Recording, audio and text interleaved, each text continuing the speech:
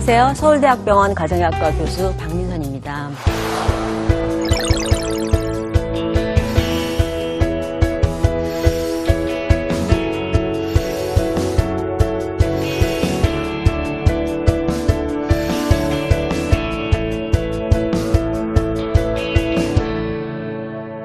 일미년 새해가 밝았죠? 네. 나이를 1살 또 먹었습니다.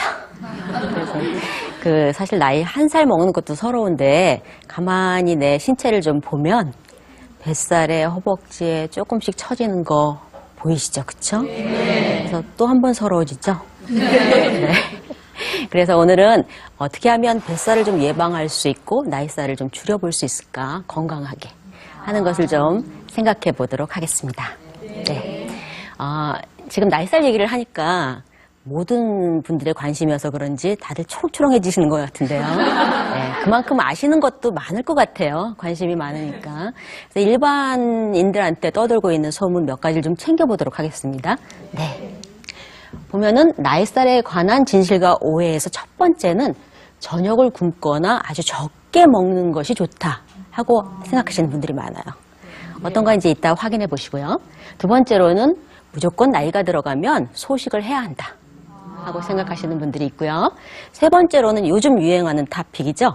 살을 빼려면 해독 주스를 한 번쯤 누구나 해봐야 된다 하고 생각하시는 분들이 있는 것 같아요. 그래서 이런 것들이 진짜 나이살을 빼는 데 도움이 될 수 있을지 한번 고민을 해보도록 하겠습니다. 네. 자, 나이살이 왜 찔까요?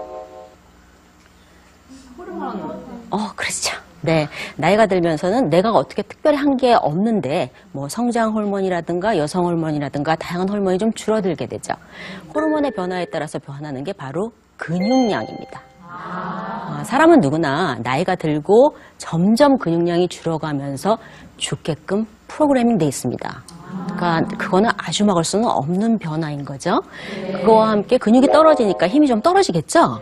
그러면서 신체 활동도 같이 떨어지게 되면서 사실 나이살이 찌게 되는 겁니다. 똑같이 먹어도 좀 더 지방이 축적되기 쉬워지는 거죠. 근육량이 줄고 그다음 신체 활동이 준다는 건 결국 먹는 거를 조금 줄인다고 하더라도 에너지 소모가 준다는 거죠. 그렇죠? 결국은 덜 쓰기 때문에 살이 찐다는 건데 우리가 쓰는 것을 한번 좀 잘 살펴보도록 하겠습니다. 내가 나이 들어서의 변화를 생각해보면 고등학교에 앉아있을 때보다 훨씬 운동도 많이 하고 먹는 것도 적은 것 같은데 왜 뱃살이 늘어? 이해가 좀 안 되시는 부분이 있죠. 그게 왜냐하면 활동이 쓰는 에너지는 전체 에너지 소모의 10%밖에 안 되기 때문이에요.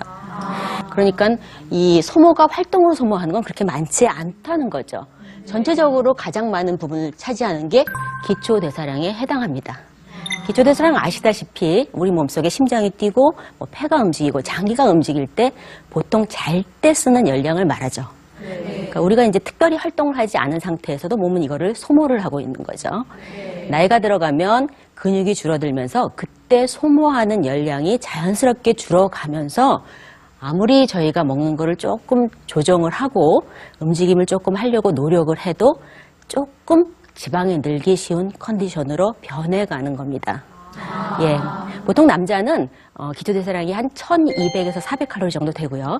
여자는 1000칼로리에서 1200칼로리 정도 되기 때문에 저희가 비만 치료를 할 때도 한 1200칼로리 이하로 열량을 안 줄입니다. 그런데 유독 왜 뱃살만 찔까요? 물론 이제 허벅지도 조금 늘고요. 어깨도 조금 사이즈가 커지는 경향들이 좀 있긴 하죠. 근데 가만히 생각해보면 마치 모래로는 물이 잘 스며들지만 콘크리트 위에는 물이 잘 스며들기가 쉬운가요? 안 그렇죠. 똑같습니다. 이런 근육이 딱딱하게 지키고 있는 데에는 기름이 잘 안 들어가요. 그러니까 남자가 골격근에 기름이 붙기가 더 어려운 거죠. 그러니까 남자는 살이 찌면 배만 늡니다. 배라는 공간이 상대적으로 근육보다는 이렇게 느슨한 조직이죠. 지방도 많고 그리고 나머지 조직도 느슨한 거죠. 예, 보통 다른데 10 정도의 지방이 붙는다. 그러면은 배에 한 10배에 해당하는 100 정도의 지방이 붙을 수 있어요. 근데 이제 뱃살에 대해서 잘못 알고 계시는 상식이 하나 있는데 생각보다 뱃살은 운동을 하거나 먹는 거를 줄이면 잘 빠집니다. 근데 워낙 커요. 공간이. 그래서 그게 빠지는 게 얼굴 살 같으면은 조금 살이 빠지면 홀쭉해지시죠. 그쵸? 안 됐다는 소리 들으시잖아요. 반면에 뱃살은 워낙 많기 때문에 그게 변화가 그렇게 많지가 않습니다. 또 하나의 문제가 나이가 들어서 조금 힘이 떨어지잖아요. 그러면은 그때 몸이 열량이 부족한 걸로 인식을 합니다. 그러면서 배에 다시 저축을 해요.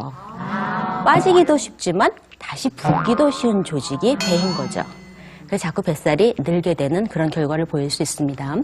근데 이제 다 아시겠지만 사실 뱃살은 용모에도 굉장히 큰 영향을 미치긴 하지만 미관 말고도 아시다시피 만성질환 위험을 높이는 걸로 알고 계시죠? 그렇죠? 네. 당뇨 같은 경우에는 허리둘레가 비만하면 2배. 사실은 지방이 많으면 가장 위험이 증가하는 거는 당뇨입니다.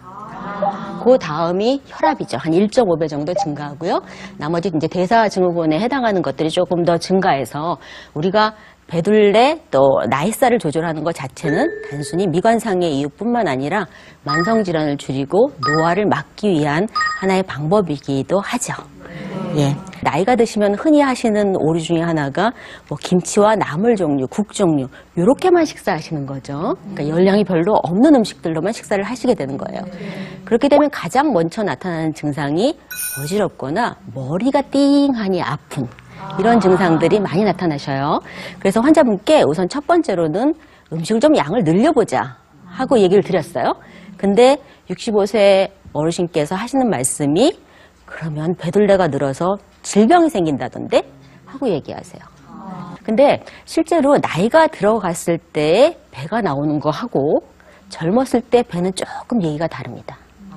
그러니까 젊었을 때는 배가 나오는 거는 정말로 기름이 느는 형태예요. 나이가 드신 다음에는 밥을 먹기만 하면 배가 불룩하게 좀 나오게 되죠. 옛날보다. 네. 왜냐하면 복근이 없어져요. 근육이 제가 아까 빠진다 그랬죠. 복근이 없으니까 배를 이렇게 확 잡아줄 힘이 안 생기는 거예요. 우리 몸이 뛰거나 달리거나 운동할 때 빼놓고 가장 몸이 에너지를 많이 쓰는 시간이 밥 먹고 난 다음입니다. 소화를 해야 되겠죠. 그래서 머리로 가는 혈류보다는 이 소화기로 가는 혈류가 늘면서 힘이 많이 들어요. 그러니까 배를 잡기가 어려워지고 음식 먹은 게 북적대면서 가스도 생기고 이러면서 배가 나오는 거죠. 그래서 저희 허리둘레를 잴 때 가장 중요시해야 될 것 중에 하나가 아무 때나 허리둘레를 재는 게 아니라 아침에 자고 일어나서 힘이 어느 정도 회복됐을 때 그때 규칙적으로 재야 지금 어르신 얘기한 것처럼 배가 나와서 큰일이다 이런 얘기를 안 할 수 있죠. 특히나 한 75세 이상 되시는 어르신들은 그래서 밥을 자꾸 줄이고 안 먹습니다. 물론 밥을 안 먹게 되면 배는 그 순간은 안 나오겠죠. 그러나 근육을 빼먹게 되니까 결과적으로 나이살이 또 늘게 되겠죠.